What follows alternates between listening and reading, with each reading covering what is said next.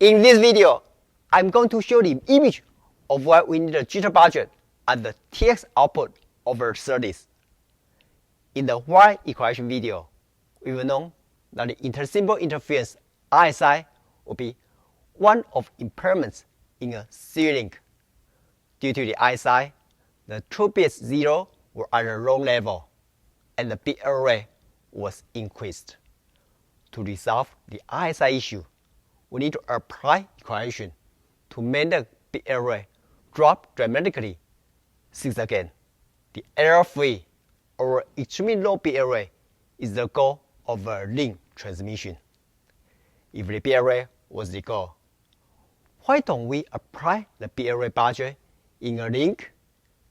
Think about the bad images of the bit error rate for 5 seconds. Right, the bit error rate may be very time-consuming, not only in simulation during the design phase, but also might be very time-consuming during the second validation phase. It's impossible to run 1,000 billion bits in SPICE or even any behavior model in a channel simulation for bit error rate 1e-12 or below per permutation case. Even testing sequence is not practical. For example, 10 gigabit per second link for bit error 1e-12 requirements, every testing permutation needs 100 seconds. But for bit error 1e-15 requirements, every testing permutation needs 1 day and 4 hours. Those testing time were not practical. Furthermore, the testing equipment of bit error is very expensive. Lastly, and the most, the bit error result is difficult to catch the root cause of a link impairments, since it's the final performance cause of all the circuit or link impairments. If the bit error was the goal, what can we do to still ensure the link quality? Think about the protocol images for 5 seconds. Correct. To make sure the ecosystem works for every TX or RX from any vendors to be compatible with a SerDes system, the electrical specification was specified in every protocol or standard in addition to the corresponding required bit error rate respectively. For example, every electrical specification in a TX will define the TX output jitter, which is discussed in this video. On the other hand, every electrical specification in an RX would define the RX input sensitivity, which would be discussed in the next video. So, let's think about the advantage images of the jitter budget for 5 seconds. Bingo! First, the bit error evaluation was time-consuming, but we could reduce the simulation or testing time with a few numbers of bits. Then, we could still get the low bit error rate evaluation by extrapolation. Second, the bit error rate test equipment was expensive, but we can use a cheaper scope to validate the TX output jitter of silicon chips and run a simple I-diagram simulation through SPICE. Lastly, bit error rate could be difficult to find the root cause, but the TX output time closure will catch the root cause in a link quickly, either from the design simulation or a second validation, since the TX output jitter was just a few impairments from the TX, not all of them. So, we prefer translating the bit error rate into the jitter budget, either in the design phase or validation stage. Alright, how can we translate? Think about the unbounded jitter images for 5 seconds. Right, the random jitter will be unbounded. To get a peak-to-peak random jitter, we must know the bit error rate requirement, or the equivalent number of samples. In other words, the peak-to-peak jitter equals n times the RMS jitter, in which the n was a function of bit error rate.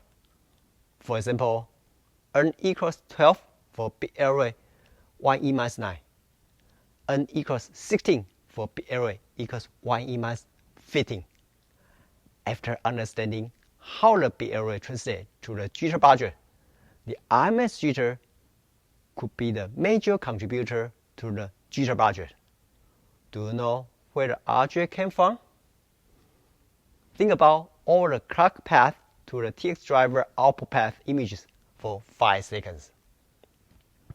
Yes, going through the whole clocking and signal path would know the RJ source clearly.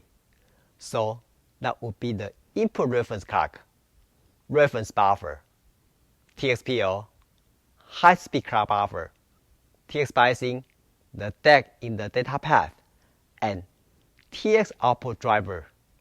From our experience, the major contributor to the RJ will be the TXPL, especially the VCO, loop filter, and charge pump. After we know the RJ and the corresponding peak-to-peak jitter under bit array, that's it. Think about the bounded jitter images for 5 seconds. Bingo! After the unbounded jitter, we should know the bounded jitter should also exist, which is called Deterministic Jitter, DJ. Therefore, the total jitter should be unbounded jitter plus bounded jitter. Then the peak-to-peak total jitter should be peak-to-peak random jitter under corresponding bit array plus deterministic jitter. But what's the deterministic jitter here? Think about any possibility of the DJ for 5 seconds. Correct. First, the data path in the driver should have capacitive components or parasitic capacitance. Then, the memory effect or limited bandwidth will cause the data-dependent jitter at the TX output. Usually, a longer pattern like the PRBS31 would have a worse DDJ than the shorter pattern like the PRBS7.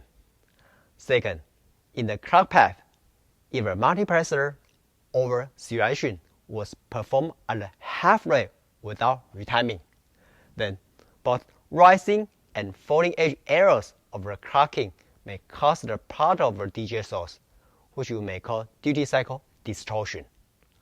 Third, besides the on-chip DJ source, some may confound the interface impairments from the off-chip environments. Since we've mentioned those sources from the white noise video, can you think about the noise source images for 5 seconds? Bingo! First, reflection in signal integrity SI due to the impedance mismatch would add extra DJ. The impedance mismatch mostly occurs at the interface of the die of the package and the interface of the package and PCB.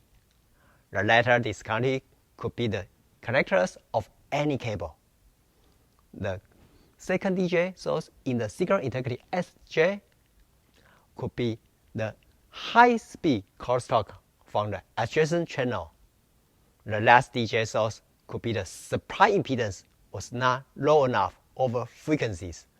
For example, some wire-bound packages would have big inductive arrow parasitic with capacitance to create some supply peaking.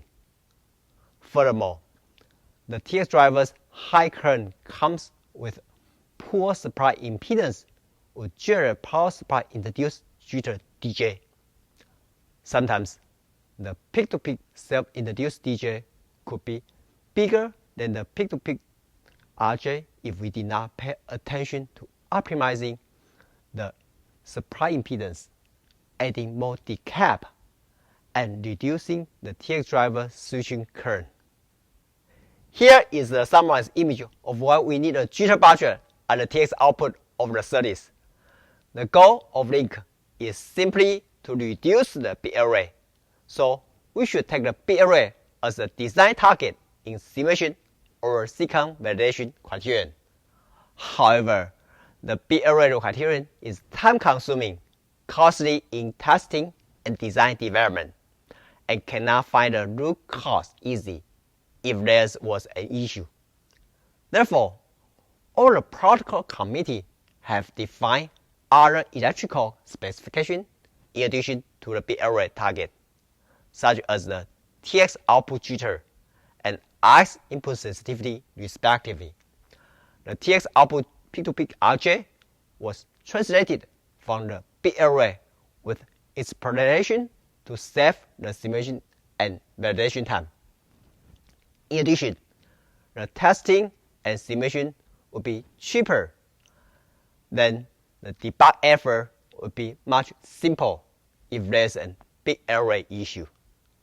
Since the jitter budget and the TX output of the SerDes would be tied to the bit array or link performance, we need to understand all the noise source RJ and DJ and then improve it during the design phase and validate it during testing.